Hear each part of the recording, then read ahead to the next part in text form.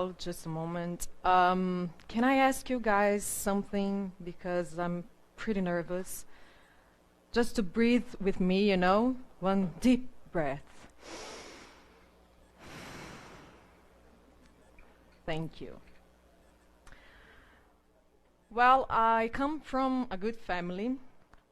My mom and dad were great doctors. They did a lot of social work, helped a lot of people in need. I am the youngest of 4 siblings, and we had everything. That's what I was told. But the truth is that my father, he behaved like a big brother, a bully. He had sexual compulsion. He wanted to get divorced, but my mom wanted to keep the family together. So he sexually abused me, and my mom didn't know.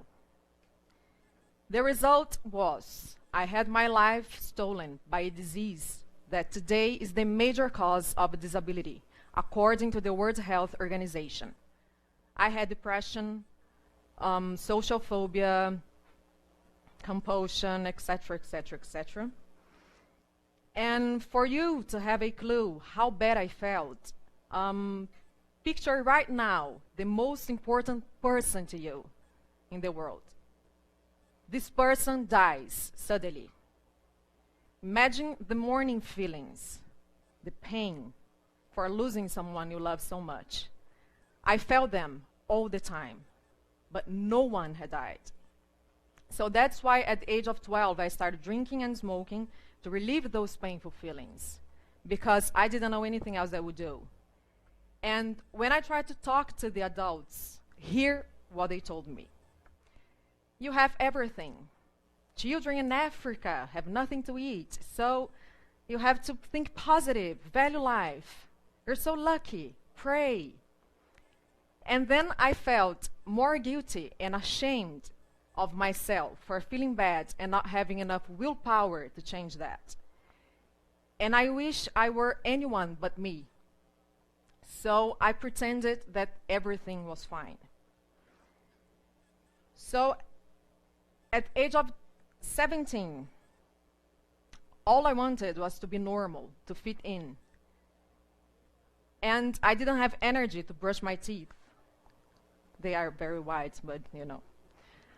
Anyway, and I really wanted to be part of society, so I felt guiltier for not having energy to study, work, become someone.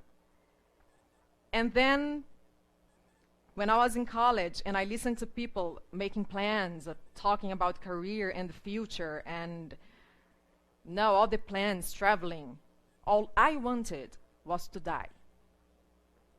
But then finally, at the age of 18, the relief. I was diagnosed with depression. Then the psychiatrist gave me a lot of medications. I started doing therapy. And after a couple of months, I was feeling worse. Yeah. And then all I wanted, you know, was a miracle pill, something that made that pain go away. And I had to deal not only with the disease, but people prejudices. Because I'm not a catadora, but I was invisible, you know, the disease was invisible. And being a suicide survivor, so it sucked, because I was already dead anyway.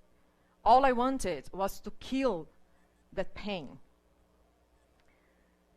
But then, after 10 years struggling to find the right treatment, I finally came across integrative medicine that combines conventional medicine and alternative medicine. And thanks to great therapists, I could set off on the inside journey.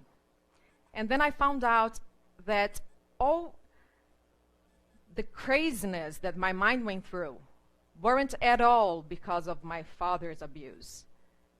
But the problem was I was never listened. No one ever listened to me. When I would talk about my feelings and emotions, I was always, you know, my mom would always come with judgments and comparisons. And I love my mom very much. And I never, never doubted her love. I know she loves me very much. But love without awareness hurts. And awareness was the main thing and is that made me feel good. Thanks to meditation techniques, I could get to know myself, my deepest being.